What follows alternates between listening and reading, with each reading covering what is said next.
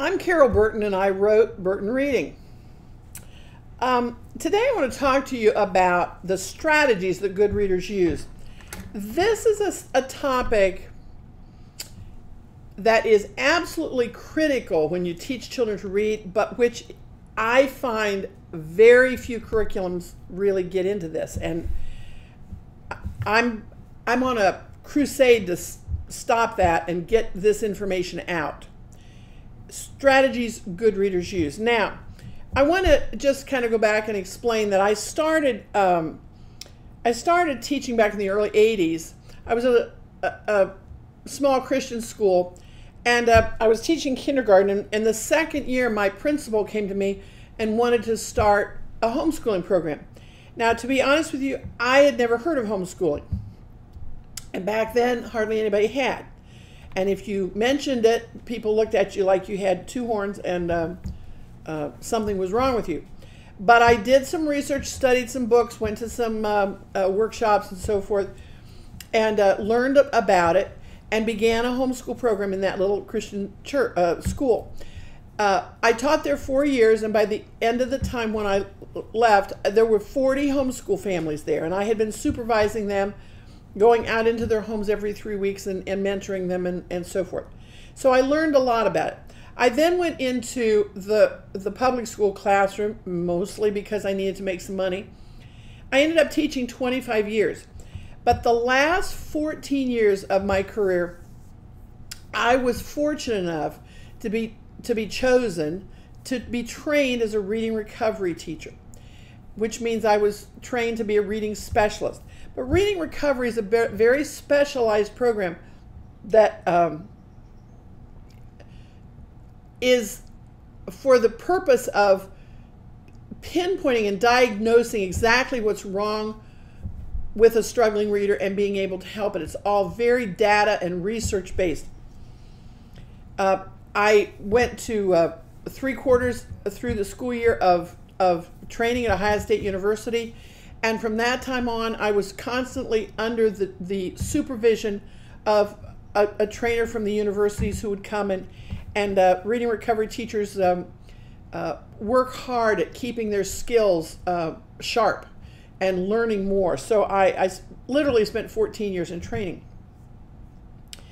While I was early on in my training, my husband was a pastor, and we had a family there that was at the end of the year. This little girl had been in first grade, and her mother came and said that the teacher said at the end of the year that she wasn't doing very well in reading. And her mother wanted me to look at her, so I had her mother bring her over. I said, bring a book, so she came into my home. This little girl sat down and read about 3 pages to me. She made 7 or 8 errors. And at the end of the time after she read, I sent her out to play, and I said to her mother, okay, tell me what you noticed. Now, that mother noticed every error that child made. She knew every error. Okay, she made those errors. Now tell me some of the things she did really well. That mother sat there and just absolutely did not know what to say. Now, that doesn't make that mother stupid. It doesn't make her uncaring. It doesn't make her any of those things. She just didn't know what to look at. She didn't know what to look for, so she couldn't put it in words. She didn't know how to say what was good about reading because she didn't know. That, in a nutshell, is what made my training, I think, so valuable. The lady who originated the Reading Recovery Program many years ago was from New Zealand. Now, New Zealand happens to have the highest literacy rate in the world. They know what they're doing over there. And she was getting her PhD, and what she wanted to do was hone in on how do I help a child that might be struggling. But in great wisdom, what she did was, instead of going to study struggling readers, she went and did a big research program on good readers. And she listened to them. She had certain things she was listening for, trying to see What do all of these children have in common, these good readers? What are they doing that make them good readers? Well, it came out and it was very clear. Here's a list of things that all good readers are doing. Now, that seems simple, but it was profound, because once I was trained in understanding what do good readers do, then that made my teaching very easy. I could listen to a child read for about 2 minutes and say, okay, they're doing this, this, this. Here's what they're not doing. That's what they need to learn. It was that simple. If I'm starting a reader, I know here's what good readers do. I need to teach you this. It was profound. It's so simple, but it was profound. So I want to teach you in this workshop, and then there'll be one more. This will be workshop A and B. I'd really like you to listen to both of them, but I don't want them to be too long, so I'm going to cut it up. I'm going to tell you about 12 things. Now, there might be a few more, and sometimes I'm not going to get into that, but these are 12 of the basic things that good readers do. In other words, the things that make it easy for them to read. What are the things they're doing? And I'm going to start telling you this, okay? So here's a list of 12 things that good readers do. Number 1, good readers go left to right. Now, I know that seems simple. Everybody's going, duh, I think I'll turn this workshop off. She thinks I'm stupid. No, no, no, no. Of course we read left to right, but there's some things you need to understand about that left to right. First of all, we're not born going left to right. If we were Hebrew, we'd have to read right to left. If we were, Chinese, we'd go up and down. I mean, and truthfully, I could teach you how to read upside down if that's what I choose to do.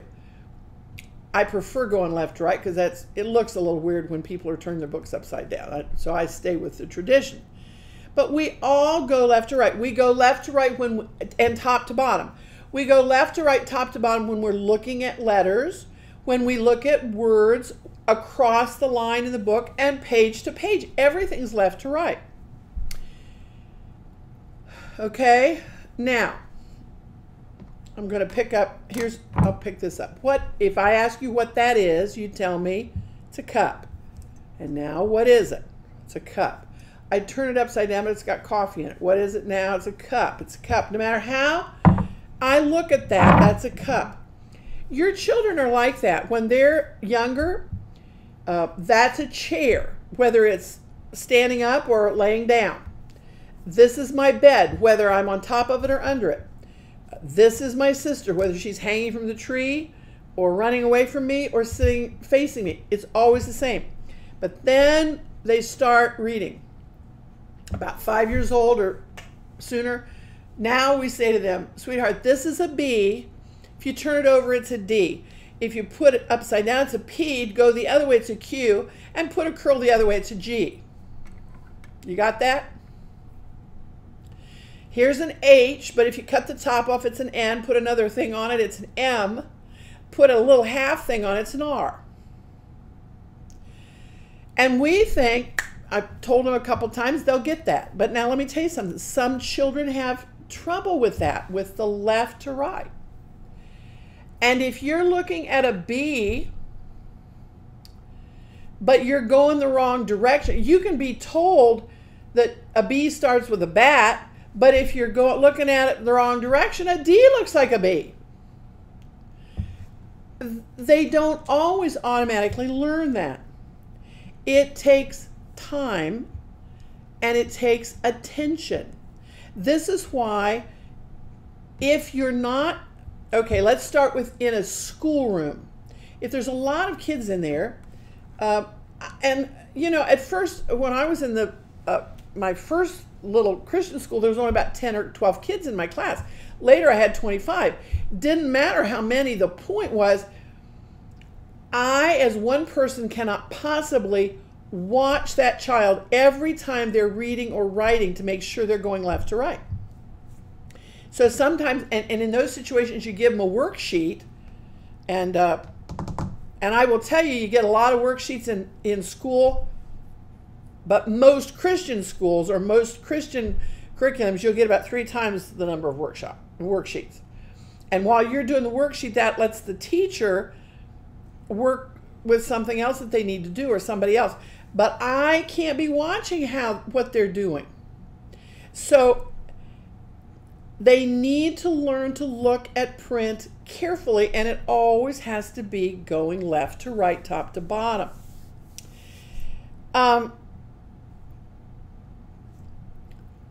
Some children, well, let me go back. A lot of times you'll see kids who sometimes make their B this way and sometimes make it this way.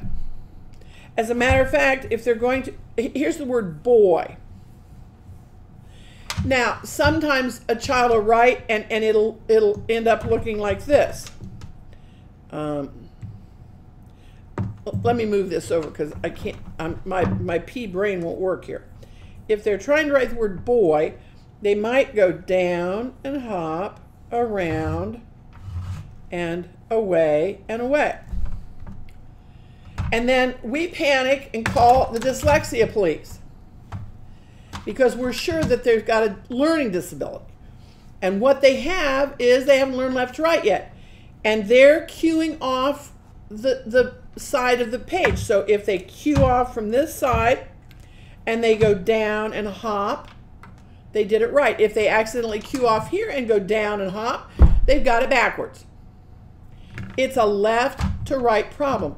Sometimes if a child, and if you correct it gently, it can go away, but sometimes a child might even need to say, you might need to say, I'm going to draw a green line on this side of the paper because that's where you have to start from. Or if they're reading, you might have to lay a green sheet of paper down on that left side. You always start over there, green for go. Later, then you can say, you lay the green sheet where it goes. Okay, that's always where you start. It takes time, people, to learn that. And if we don't take the time and the attention to get it corrected and never let them practice it wrong, then they practice it wrong and become pretty good at it because practice makes perfect. Left to right is a problem you must look for from the beginning through about the 2nd grade because it might always crop up. Now, I don't want to muddy the waters here. I have another workshop that talks about helpful teaching hints, and what I do is give you pictures that help you understand some very important principles. But I do want to interject one of the pictures, and that's the picture of a juggler. When a child is learning things, he's juggling what he doesn't know. As soon as he's got it on automatic, he puts it in his pocket and he keeps juggling new things. When that child gets so many new things to think about that he can't think about anymore, he's going to drop one. That's how you know whether he's got left to right on automatic. You might think it's been weeks since he's confused a B and a D. But if you get him a little bit overloaded on new things, he's liable to do it. Might be weeks down the line, but he's liable to do it. You've got to be there to help correct that and get it straightened out again. And that tells you he doesn't have it on automatic yet. And you got to keep that attention going to it, watching for it and correcting it until it's absolutely on automatic. How long will that take? I have no clue. Some kids it's short time, some kids it's a year or two. But you must help them to learn to look at print left to right and words left to right. When you're starting to teach, we always say point to the words, but if you're not having them point to the first letter of every word, if you're letting them be haphazard, then you might be helping them to be haphazard about where they're looking. And you can tell that because they'll read and start the word from some other letter, something in the middle, or they might go backwards, or they might get some confused. Why? Because they're not consistently going left to right. That's a skill they must learn. It takes time. It's important. But that's what good readers do. They're consistently going left to right. with the letters, with the words, everything, left to right. Number 2, good readers read for meaning. Now, I know, again, you're about ready to turn and say, come on, tell me something important. This is critical. Do you know how many kids I listen to read, and they're reading word, word, word, word. They come to a word they don't know, they sound out something, and it doesn't make sense, but they just keep going on? Why? Because they've been given the idea that reading is saying those sounds and keep plugging. As long as nobody stops me, I'm successful. That's not what reading is. Reading is opening this book and making meaning out, enjoying it. That's why a lot of times people with struggling readers will say, you know, I just don't know. He can say the words, he knows the phonics, but he doesn't want to read. He wants me to read to him. And I say, well, okay, he likes to listen to stories, right? Yeah, oh, he loves books. Okay, when he reads, how does it sound? Not real good. Then I said, I don't blame him. I'd rather listen to you. He hasn't been taught to read sound like he's a talker and read with expression and read for meaning. He's only just reading for those sounds. And he's not going to want to read. When you learn to read for meaning, at the very beginning of the program, most programs will have pictures on those pages. Now, in my years of teaching, I know that I have run into many, many parents. I'll send a book home, the child's enjoying reading, and he'll come back and he'll say, I've got to cover the picture because my dad said it's cheating to look at the picture. And I say, bring your daddy in, I need to talk to your dad. Because pictures are very, very important in reading. In the beginning, you need to have a picture there, and they need to understand that what I read here needs to match that picture. It needs to make sense with the picture. But eventually we're going to take that picture out. But where's the picture got to be? They got to have a picture in their mind. We've got to teach them how to make a picture in their mind as they're reading. That's harder today than it used to be. Years ago, even when I began to read, and I'm not going to tell you how long ago that's been, but, well, I have to admit, we didn't have television. We didn't have a telephone even. We did have a car. I didn't ride in horse and buggies, but we didn't have all those things. So we listened to the radio. We listened to, you know, the Lone Ranger, you know. But as we were listening to him, man, oh man, we had pictures in our minds of what was going on. And we were thinking about what was going to happen next, and we were into that story. Kids today don't get to practice that very much if they're on videos and television and movies all the time. And if the books you're reading to them have pictures, they're not just chapter books that they're listening to, but they have pictures, they don't get to practice making pictures in their mind very much.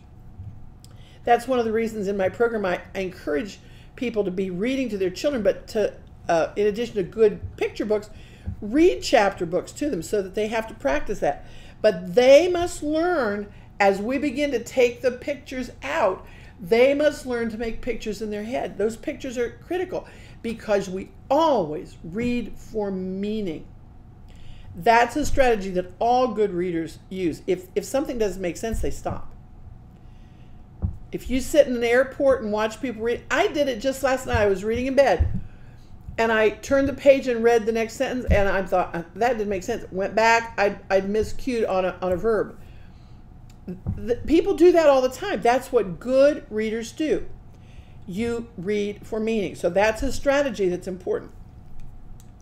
Number 3, good readers self-monitor.